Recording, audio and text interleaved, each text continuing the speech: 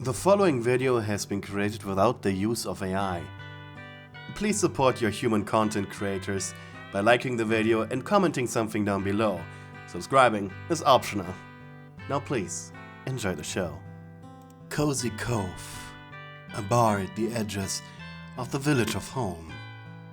In fact, it was actually closer to the local apple orchard and the big city than the town, though it was still considered part of it. Cozy Cove was a two-story building painted white with a red roof. The inside was kept simple: warm brown wooden walls, red fake leather seats, cozy yellow lights, giving the place a down-to-earth feeling. An old puppet by the name of Joe John Jonas III played here daily on his guitar. He was a dark purple puppet with a long, white, spiderweb-like beard and a straw hat that covered the upper half of his head. He lived here. All he needed was his rocking chair, his lap steel guitar, and his favorite moonshine called Triple X White, brewed and fermented secretly at the nearby orchard.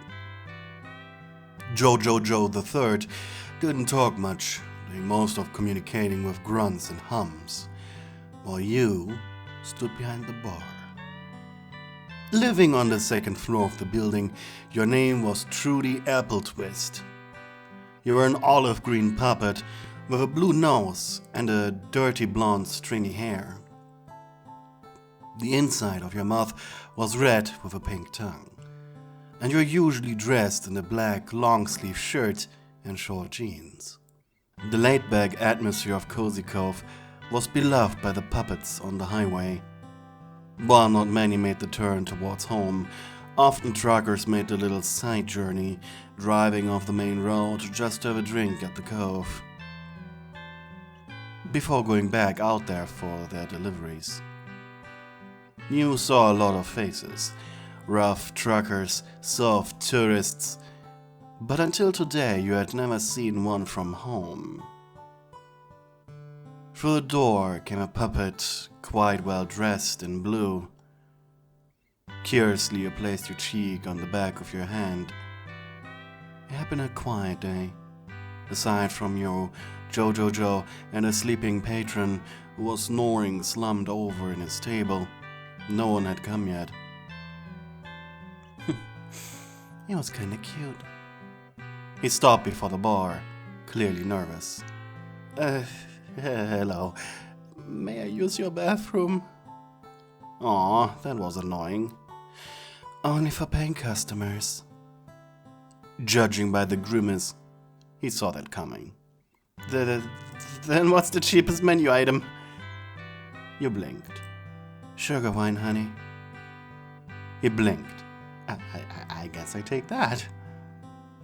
You snapped your fingers and pointed at the bathrooms. Thanks. Shrugging, you turned to face the bottles, grabbing the cheapest sugar wine and filled a chilled glass with it.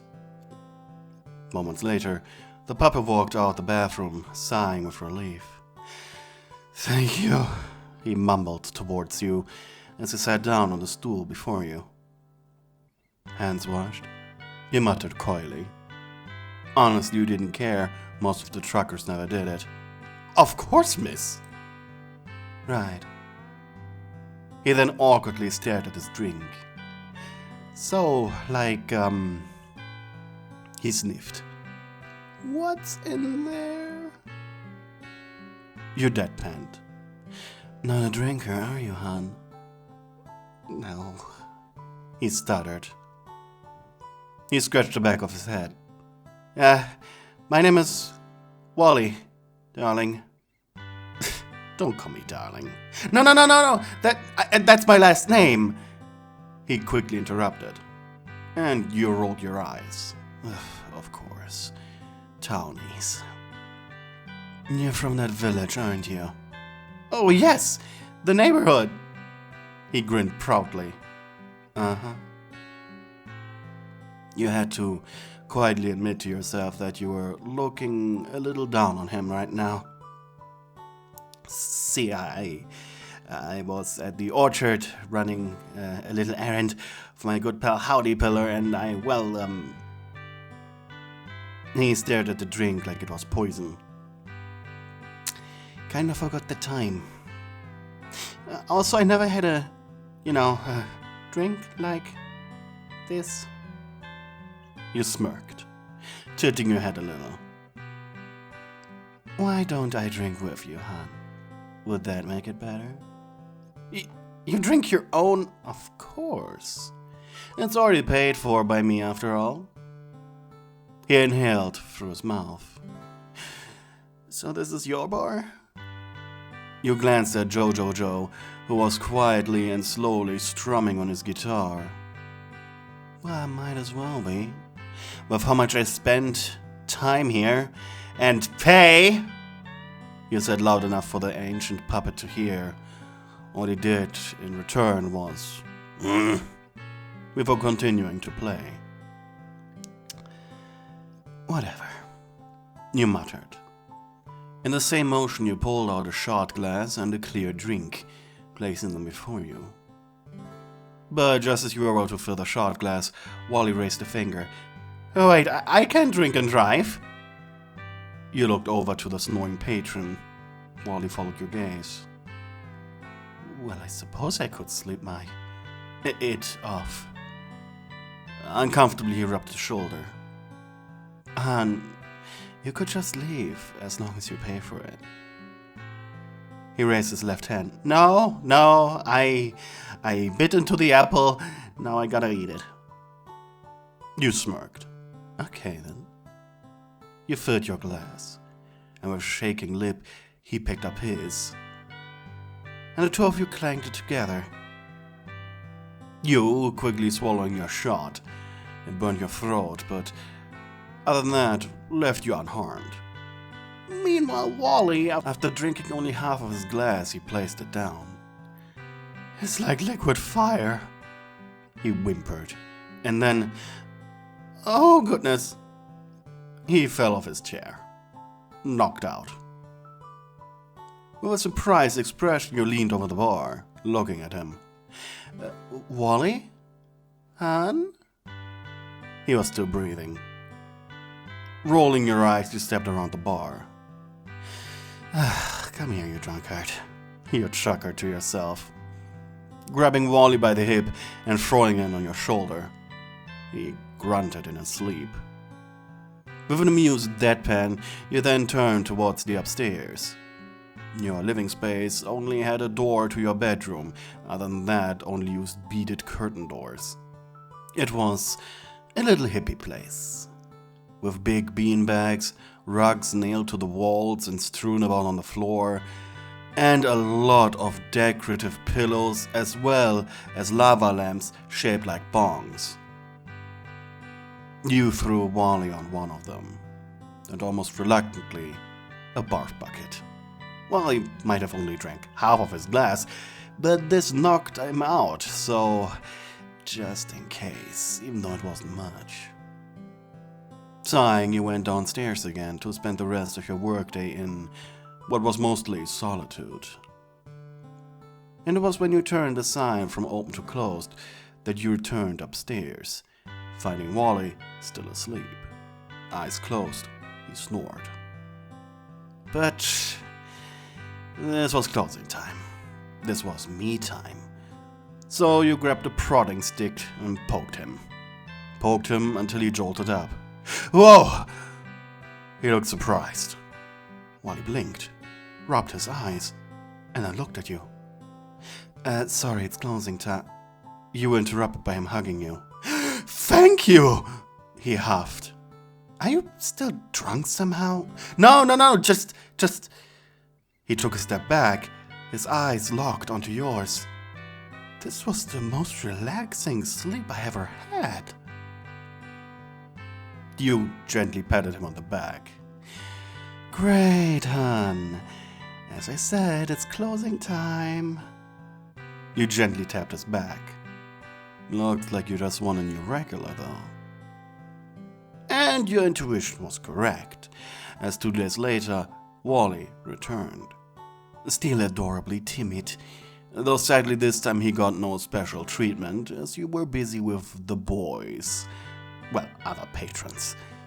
So after ordering a very, very weak wine, which he actually managed to finish before slapping on the table and dozing off, he was basically out of your thoughts until closing time. The guy really couldn't drink. And it wasn't until 3 weeks later, with him appearing every once in a while, that the two of you managed to catch another moment alone. Or in other words, he realized that Cozy Cove was the least populated on Fridays and Sundays, with the worst day being Monday, due to the truckers' schedules. As you sat down at the empty bar before you, you smiled at him. "More wine, hon?" He pouted.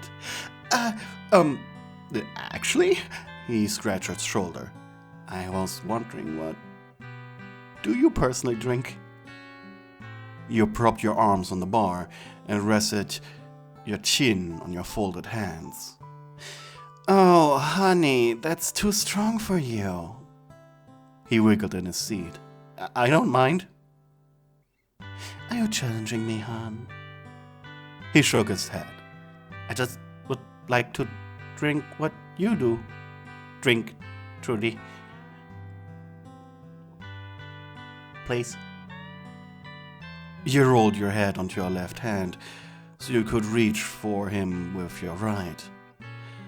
"Ah, aren't you precious?" He blushed hard as he felt your thumb brush against his cheek. "Fine then, challenge yourself." He gulped loudly. Meanwhile, you turned around, grabbing multiple bottles of syrup, liquors, and ice cubes. You weren't a great cocktail mixologist, but man, you loved something sweet that kicked like a mule. Just like the cocktail kicked like a mule. You placed 2 copper mugs on the bar, one for him, one for yourself. Add pear vodka, pimento dram, apple cider. Wally's eyes lit up at the apple cider. Cinnamon syrup, lemon juice, and gently stir it. Wally's lips became thinner and thinner as you continued adding more alcohol. His fluff was standing up out of sheer anxiety. The guy couldn't even handle wine. He felt as if you were trying to kill him. Top it with some ginger beer and... You pulled out a fresh, juicy apple from the fridge, cutting it into quarters, removing the stem and the seeds, making a little indent to garnish the mugs. Lastly, you threw in a cinnamon stick. You then repeated the process for your own drink, while he anxiously smelled the liquor. That alone was making him woozy. "And you drink that every day after work?" "Yes." "I'm going to die," thought Wally. But bravely he placed his fingers around the handle. You tapped your mugs together, and as you were instantly downing it, he just nipped at it. Just a little bit. Just a little bit touching his tongue, and singular drops going down his throat, and they were enough for him to put it back down.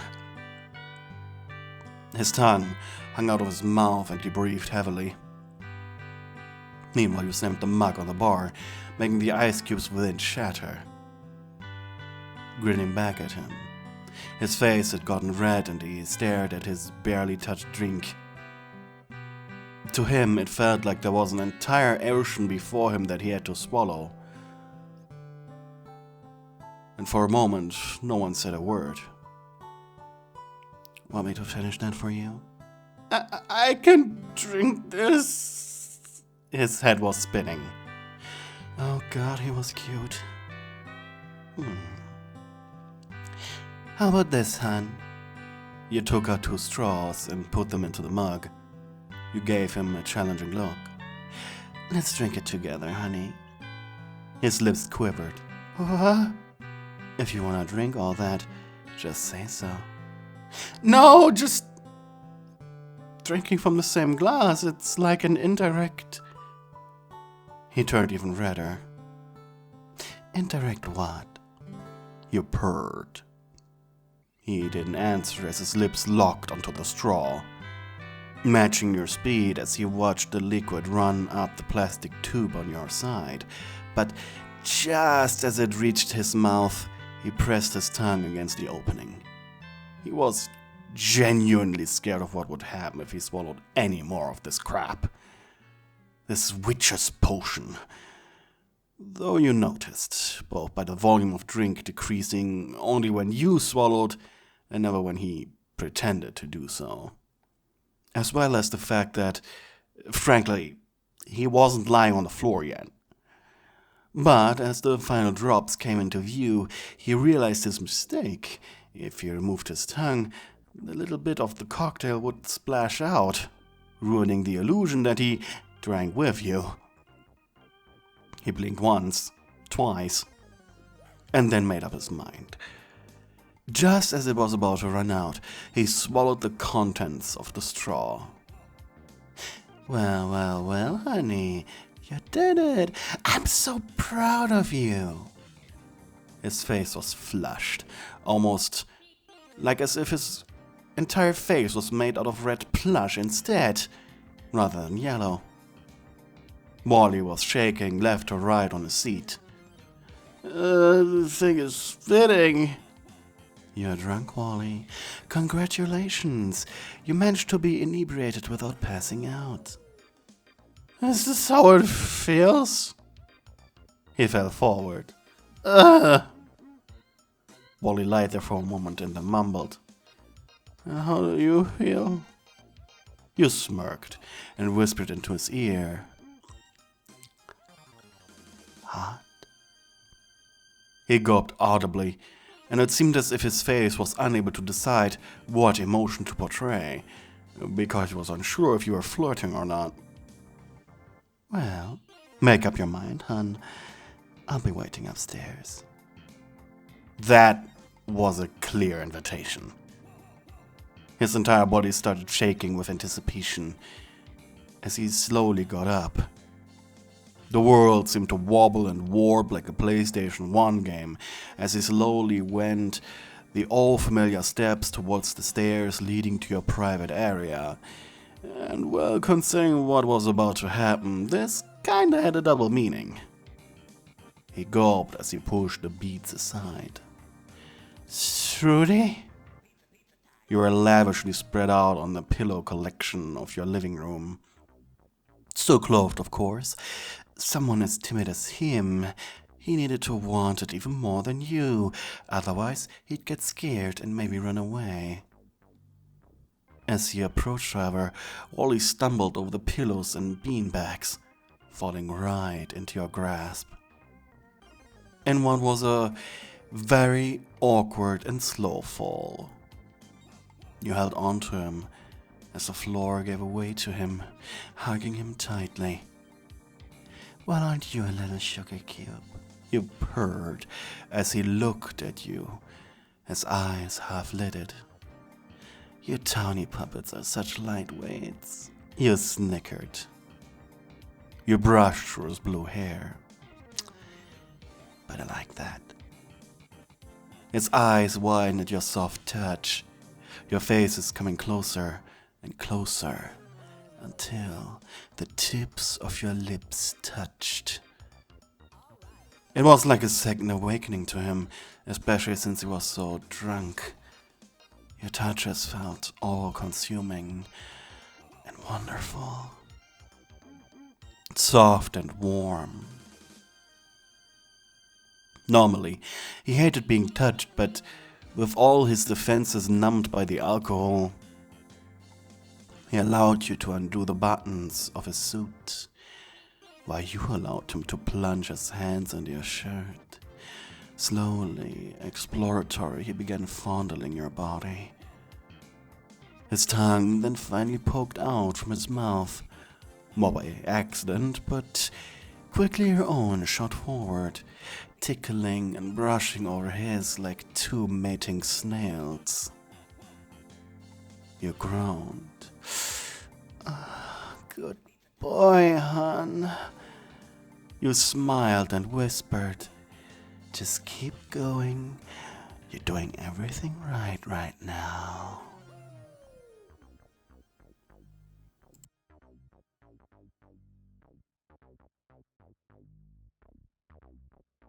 Hey, you watched the video until the very end. That's very kind of you. But before I say goodbye, I have to shout out all of my lovely channel members, especially my high-ranking darling stewards, who get a members-only video every month. Join the tier for just $4.99. Anyways, we have Nicolai Hatcher, Maxi Cat, Alison Watkins, Bella Mare, Mystic Jade 111, Giovanna Moretti, Twilight Mia, Angry Boxman, Hella, Anonymous Weep, and Nicodemus D. Thank you for supporting me. Also, thank you to everybody else who is supporting me. You are keeping me alive.